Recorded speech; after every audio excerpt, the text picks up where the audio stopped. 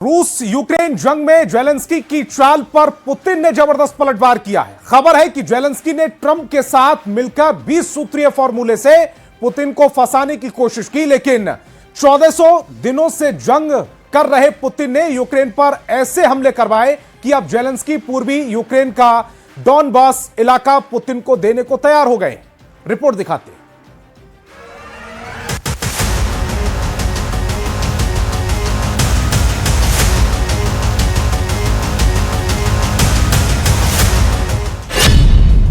चौदह 1400 दिन बाद हार गए जेलेंस्की, डॉनबास पर अब पुतिन का कब्जा।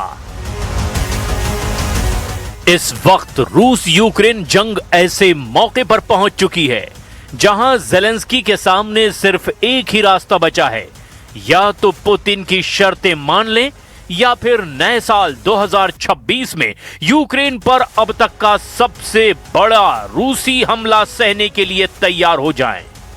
रूस यूक्रेन जंग को 1400 दिन पूरे हो चुके हैं। 3 साल 8 महीने से ज्यादा की जंग में यूक्रेन अभी तक रूस को अपनी जमीन से खदेड़ नहीं पाया। पिछले 24 घंटे में रूस ने यूक्रेन के 1800 से ज्यादा सैनिकों को मार डाला और पूर्वी यूक्रेन का किला कहे जाने वाले डॉनबास पर रूस ने 80 से 85% इलाके पर कब्जा कर लिया है, या यूं कहें कि पुतिन ने यूक्रेन का पूर्वी किला जीत लिया है। इधर चौंकाने वाली खबर यह है कि जेलेंस्की राष्ट्रपति ट्रंप को संकेत दे चुके हैं कि यूक्रेन रूस को डॉनबास का इलाका सौंप सकता है अगर रूस पूर्वी यूक्रेन के बचे हुए इलाकों से अपनी सेना वापस बुला ले। हैरानी की बात तो यह है कि जेलेंस्की लगभग 100 घंटे पहले यही दावा कर रहे थे कि यूक्रेन रूस को ना तो डॉनबास देगा और ना ही यूक्रेन की 1 इंच जमीन देगा। लेकिन रूस के तूफानी हमलों ने अब जेलेंस्की की बोलती बंद कर दी है। अमेरिका को छोड़कर जो नेटो और यूरोपियन यूनियन के देश यूक्रेन से लगातार जंग करने की अपील कर रहे थे, वो भी अब जेलेंस्की को भरोसा नहीं दिला पाए कि अमेरिका के बिना नेटो और यूरोपीय यूनियन के बाकी देश रूस को यूक्रेन की जमीन से खदेड़ने में मदद कर पाएंगे।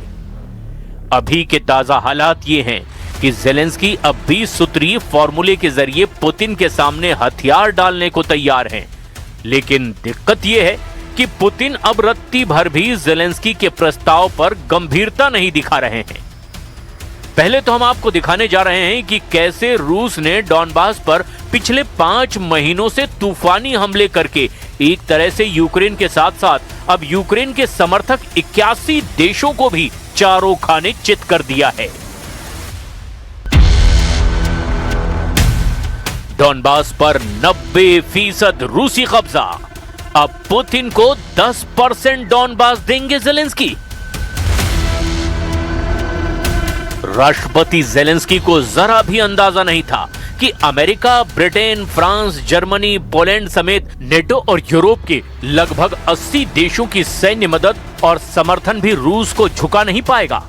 जेलेंस्की ने 1 दिसंबर से लेकर 23 दिसंबर 2025 तक पेरिस, लंदन, बर्लिन, ब्रसेल्स और वॉशिंगटन समेत यूरोप और पश्चिमी देशों से रूस के खिलाफ रणनीतिक प्लान बनाने की कोशिश की, लेकिन दिक्कत जेलेंस्की के सामने ये रही कि इस दौरान रूस के सबसे बड़े और ज्यादा हमले पूर्वी यूक्रेन के डॉनबास पर करे गए ताकि जेलेंस्की की सारी प्लानिंग फेल की जा सके, और इसका असर भी साफ साफ देखा जा सकता है। खबर यह है कि रूस ने अब तक 90% तक के डॉनबास पर कब्जा कर लिया है और अब जेलेंस्की भी शर्तों के साथ पूरा डॉनबास रूस को देने तैयार हो गए हैं। पुतिन को डॉनबास देंगे जेलेंस्की, 20 सूत्रीय फॉर्मूला हुआ तय। यूक्रेन के राष्ट्रपति जेलेंस्की ने अमेरिका के साथ तैयार 20 पॉइंट शांति योजना का खुलासा किया, जिसमें पूर्वी क्षेत्रों में डीमिलिटराइज्ड जोन बनाने की सहमति जताई गई, बशर्ते रूस भी अपनी सेनाएं पीछे हटाए। अमेरिका और यूक्रेन ने युद्ध समाप्ति के लिए कई मुद्दों पर सहमति बनाई, लेकिन डोनेस्क क्षेत्र की बची हुई जमीन और जापोरेजिया न्यूक्लियर प्लांट पर अभी भी विवाद बाकी है।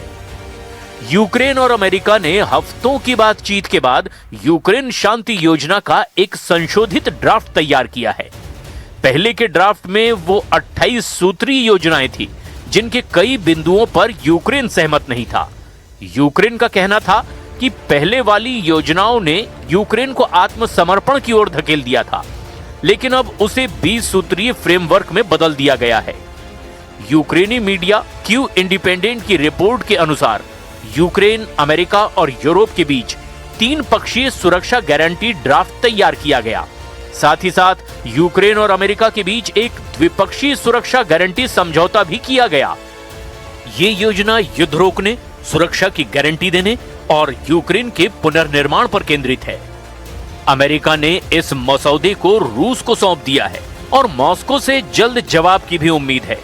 विशेषज्ञों का मानना है कि अगर रूस सहमत होता है तो युद्ध जल्द खत्म हो सकता है, लेकिन क्षेत्रीय विवाद अभी भी बड़ी चुनौती बने हुए हैं। यानी जो ज़ेलेंस्की रूस को यूक्रेन की 1 इंच जमीन भी देने तैयार नहीं थे, वह पूर्वी यूक्रेन का बड़ा इलाका डॉनबास देने को तैयार हैं। बस पुतिन कुछ शर्तें ज़ेलेंस्की की मान लें। लेकिन ताजा खबर यह है कि रूस ने प्रस्तावित क्रिसमस सीज फायर को ठुकरा दिया है, जबकि यूक्रेन, अमेरिका ने इसे शांति की दिशा में सिग्नल माना है। 25 दिसंबर 2025 की ताजा रिपोर्ट के मुताबिक रूस ने यूक्रेन के राष्ट्रपति व्लादिमीर ज़ेलेंस्की द्वारा पेश किए गए नए 20 सूत्रीय शांति प्रस्ताव को उसकी वर्तमान स्थिति में स्वीकार करने से इनकार कर दिया है। क्रेमलिन ने कहा है कि वो इस योजना को वर्तमान स्वरूप में स्वीकार नहीं करेगा और इसमें बड़े संशोधनों की मांग की है। रूस का कहना है कि इस प्रस्ताव में उसकी प्रमुख चिंताओं जैसे नेटो के विस्तार पर प्रतिबंध, यूक्रेन की तटस्थ स्थिति और इन सब का समाधान नहीं किया गया है। रूस ने अग्रिम पंक्ति पर विदेशी सैनिकों की उपस्थिति के प्रस्ताव को सिरे से खारिज कर दिया है। इसके अतिरिक्त रूसी अधिकारियों ने स्पष्ट किया है कि कोई भी समझौता युद्ध के मैदान की वर्तमान वास्तविकताओं यानी कब्जे वाले क्षेत्रों पर रूसी नियंत्रण पर आधारित ही होनी चाहिए। Напередодні Різдва русські вкотре показали, хто вони насправді. Масовані обстріли, сотні шахедів, балістика, кинджали – все було. Так б'ють безбожники, так роблять ті, хто не має абсолютно нічого спільного з християнством і будь-чим людським.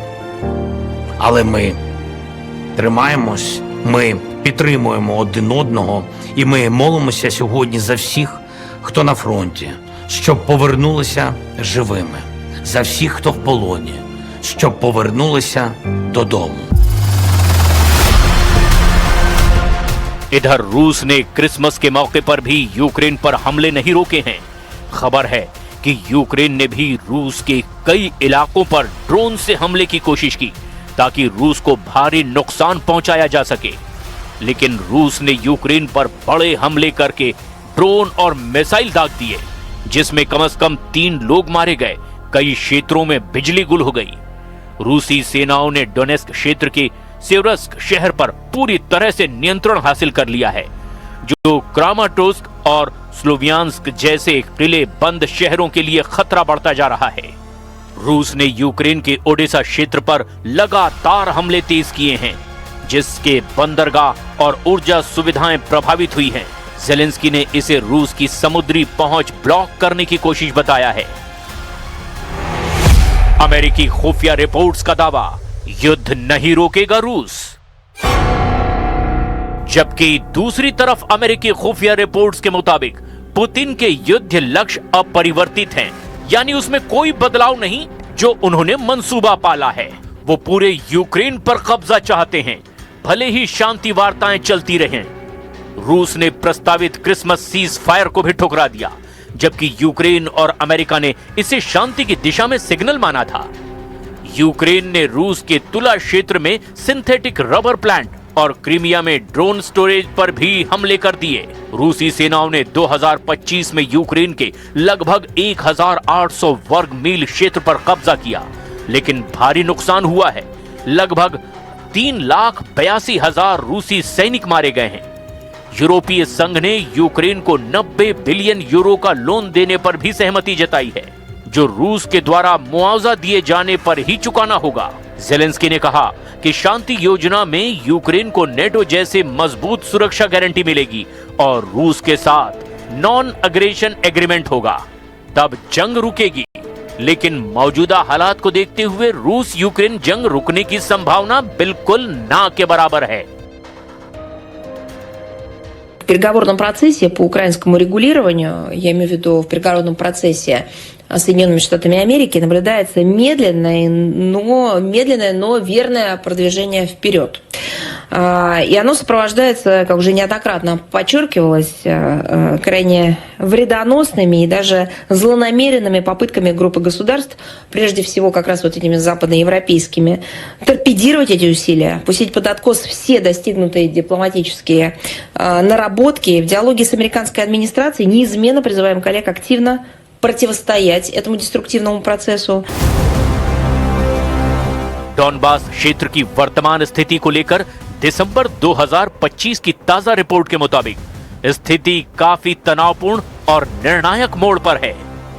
रूस ने भले ही पूरे डॉनबास पर अपना कब्जा नहीं किया हो, लेकिन वो इसके बहुत बड़े हिस्से पर यानी लगभग 80 से 85% इलाके पर अपना नियंत्रण कर चुका है। सबसे गौर करने वाली बात यह है कि रूस और यूक्रेन के लिए डॉनबास इतना इंपॉर्टेंट क्यों है। जरा आप गंभीरता से इसे समझ लीजिए। रूस ने अभी तक 100% डॉनबास नहीं जीता है, लेकिन उसकी स्थिति बेहद मजबूत है। दरअसल पूर्वी यूक्रेन के लुहांस्क और डोनेस्क को मिलाकर डॉनबास बना है। लुहांस्क पर रूस का लगभग 99% क्षेत्र पर नियंत्रण है और डोनेस्क के लगभग 70 से 75% हिस्से पर रूस का कब्जा हो चुका है।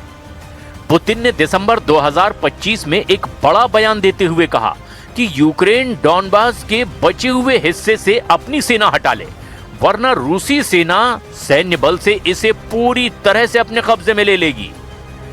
ताजा सैन्य अपडेट के मुताबिक रूसी सेना ने डोनेस्क क्षेत्र के रणनीतिक शहर सिवर्स्क पर पूरी तरह से कब्जा कर लिया है। इसके अलावा इवानोपिलिया से भी यूक्रेनी सेना को पीछे हटना पड़ा है। इन कब्जों के बाद रूस अब क्रामाटोर्स्क और स्लोवियांस्क जैसे बड़े शहरों की ओर बढ़ता दिखाई दे रहा है। पोक्रोवस्क डॉनबास का सबसे महत्वपूर्ण लॉजिस्टिक हब है। दिसंबर 2025 की रिपोर्ट के मुताबिक रूसी सेना ने शहर के बाहरी हिस्सों और कुछ शहरी इलाकों में भी प्रवेश कर लिया है। हालांकि यूक्रेन अभी भी शहर के कुछ हिस्सों में मौजूद है और इसे बचाने के लिए भीषण लड़ाई लड़ी जा रही है। विशेषज्ञों का मानना है कि पोक्रोवस्क का गिरना यूक्रेन के लिए डॉनबास में सबसे बड़ी हार होगी।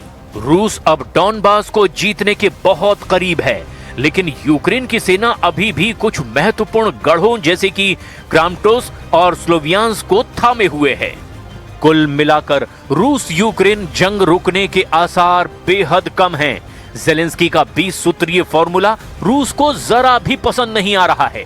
ऐसे में रूस साल 2026 में भी यूक्रेन पर बड़े पैमाने पर हमले जरूर करेगा।